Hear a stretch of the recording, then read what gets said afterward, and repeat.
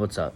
So this one is it might raise a few hairs, rub a few people the wrong way because I know we don't all try to, but it's inevitable that people on the spiritual path, at least some people, develop a spiritual ego, and this may sound counterintuitive, but there are levels to this. You've heard that before on the spiritual path. It's very true. So if anybody's ever struggled with lust, right? Maybe in a sexual sense, maybe not in a sexual sense, right?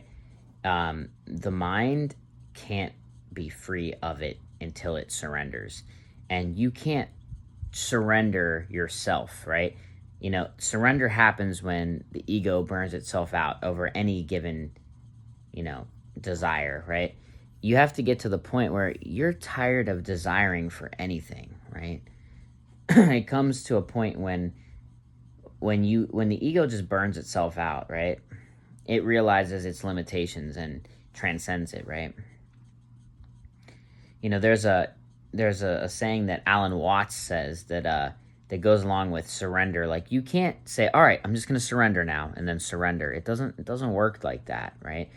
Try to surprise yourself on purpose. You can't do that, which is why I say everything happens in divine timing, and this is the whole premises of surrender, right?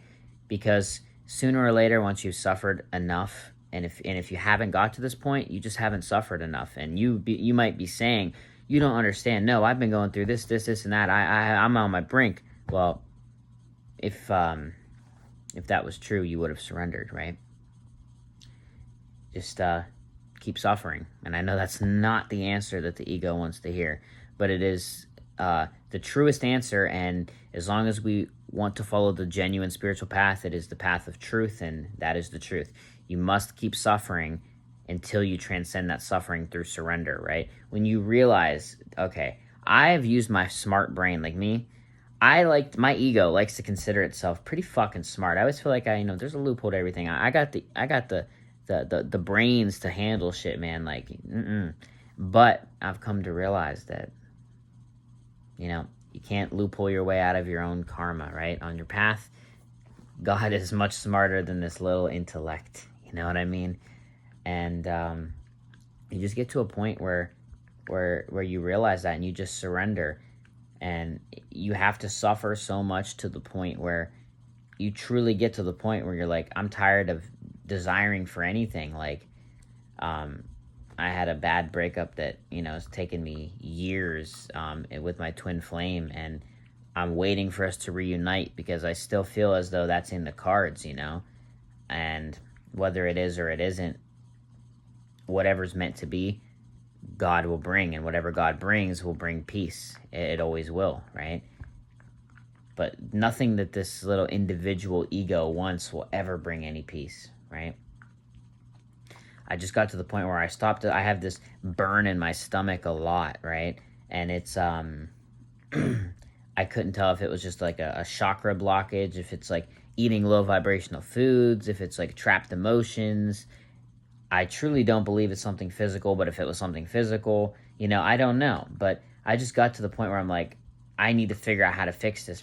I need to fix this. I need to get back on my twin flame. I need to do all this stuff, right? I have to do all of these goals I've set for myself, all of this, right?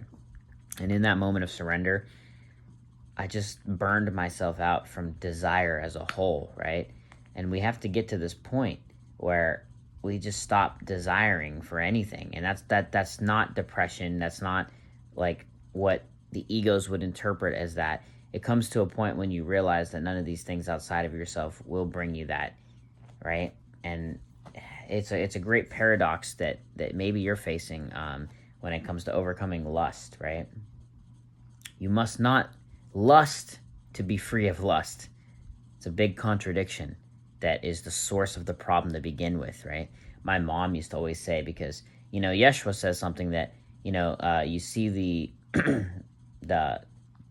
splinter in someone else's eye, but ignore the log in your own, or something like that. Like, I've helped my mom a lot on the spiritual path, but she seems to have said something to me that went right over my head, that could have been the source of this whole thing that I could have used. But, it wasn't time. I had to realize it on my own. that she's like, you're always looking for the next thing, the next best thing. Like, that's lust in itself, not in a sexual sense, but it's lust in a sense of desiring something greater than this now moment, right? And you just have to get to a point when you stop lusting. You just stop lusting for lust. There is no more desire. And when you step out of your own way, that's when the universe comes in, and that's when things will work out. And you have to realize that, with the sense that whatever God brings is what's meant, right? Like, the good and what we would call the bad, because what the bad is, what we perceive as the bad, is like refining the stone into the statue, right? So, yeah. Hope that helps someone.